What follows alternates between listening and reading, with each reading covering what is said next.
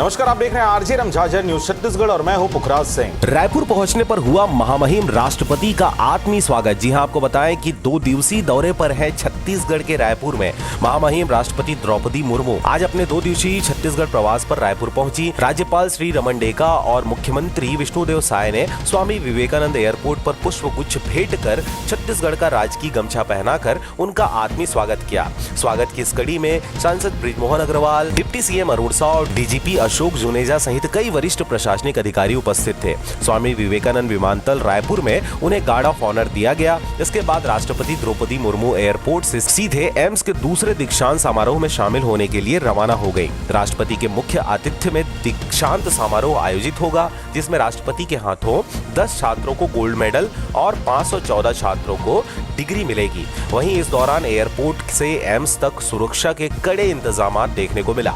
सुरक्षा में 1000 से अधिक जवान तैनात किए गए थे।